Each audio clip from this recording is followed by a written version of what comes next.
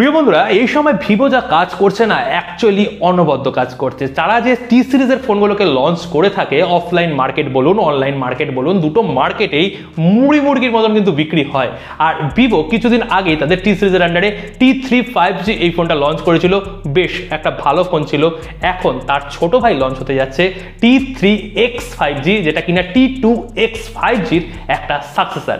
এই ফোনটা 17ই এপ্রিল, মানে এই দুদিন পরেই কিন্তু ইন্ডিয়াতে লঞ্চ হয়ে যাচ্ছে।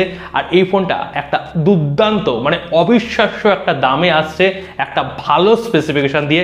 সেটা জানার জন্য ভিডিওটা অবশ্যই শেষ পর্যন্ত দেখতে হবে, একদম স্কিপ করবেন না, কেননা উল্টো পাল্টা কথা আমরা বলি না, যেটা সত্যি কথা সেটা আপনাদের সামনে পুরো ভালো মতন সৎভাবে তুলে ধরি। অবশ্যই লাইক করে শেষ পর্যন্ত দেখুন, আর কোথাও গিয়ে ভালো লাগলে আমাদের চ্যানেলটাকে ভালোবেসে সাবস্ক্রাইব করে যাবেন। তো বন্ধুরা দেখুন না, T3X 5G এই ফোনটার যে ডিসপ্লে সেকশন আছে না, ভালো ডিসপ্লে, 6.72 ইঞ্চির।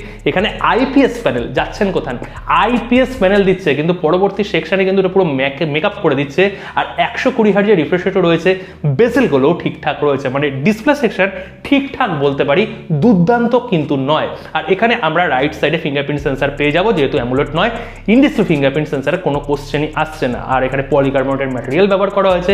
ভিভো যেই রকম স্টাইলিশ ডিজাইন দিয়ে থাকে, ভিভো বলুন বা এখানে আইকুড ডিজাইন বলুন, সেম টু সেম এখানে কিন্তু সেই রকমই ডিজাইন তারা প্রোভাইড করছে। ক্যামেরার পোর্শনটা যথেষ্ট এখানে বড় রাখা হয়েছে, ডায়ালারটা, আর গ্রিন টাইপের একটা কালার রয়েছে, ব্রাউন টাইপের কালার রয়েছে, দুটো কালারই আমার বেশ ভালো লাগছে। হ্যাঁ, মেন জিনিস হচ্ছে প্রসেসর। এখানে তারা স্ন্যাপড্রাগনের 6 Gen 1 এই প্রসেসরটা ব্যবহার করেছে। দাঁড়ান, আমি যদি দামের কথা বলি না, তাহলে একটু চমকে যাবে।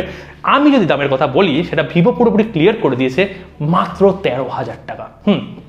13,000 টাকায় 6 Gen 1 এর মতন প্রসেসর দিয়ে ফোন মার্কেটে এই মুহূর্তে আপনারা পাবেন না।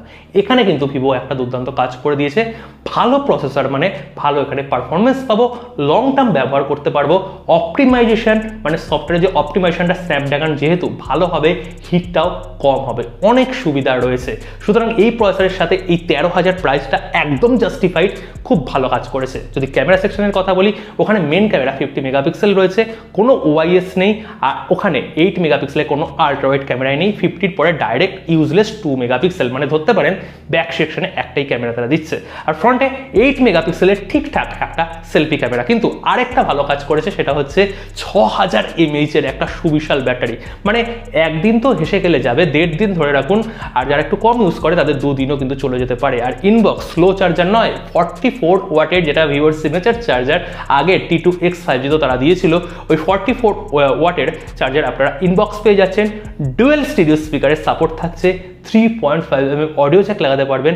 আর এখানে আপনারা হাই ওয়াট সিম স্লটও পেয়ে যাচ্ছেন, মেমোরি কার্ডও ইনসার্ট করতে পারছেন। আর মেমোরি টাইপের যদি কথা বলি, এখানে UFS 2.2 এখানে স্টোরেজ টাইপ তারা প্রোভাইড করেছে, এবং র্যাম টাইপ LPDDR4X তারা প্রোভাইড করেছে।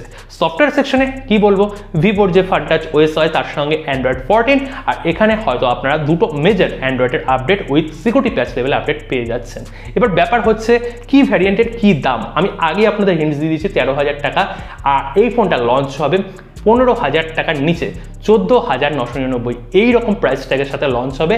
আর অফার দিয়ে এই ফোনটা 12,999, মানে 13,000 টাকা। আপনারা দেখতে পাচ্ছেন এখানে ফ্লিপকার্টে কিন্তু পুরোপুরি পোস্টারটাও চলে এসেছে। ভিভো এটা ক্লিয়ার করেই দিয়েছে যে ফোনটা আন্ডার 13,000 আপনারা অফার দিয়ে পেয়ে যাবেন। আর এখানে বেস ভেরিয়েন্ট হতে যাচ্ছে 4GB র্যাম, সঙ্গে 128GB ইন্টারনাল মেমোরি। আর এখানে 6GB সঙ্গে 128GBর একটা অপশান থাকবে। সেই প্রাইসটা আরও হয়তো 1.5 থেকে 2,000 টাকা হয়তো বেশি হবে, বা 1,000 টাকাও বেশি হতে পারে। তো এইরকম একটা স্পেসিফিকেশন দিয়ে ভিভো T3X 5Gটাকে লঞ্চ করছে। বাংলাদেশ মার্কেটও আনঅফিশিয়ালি এই ফোনগুলো অ্যাভেলেবেল হয়ে যাবে, হয়তো পরবর্তী সময় অফিসিয়ালিও এই ফোনটা লঞ্চ হয়ে যেতে পারে।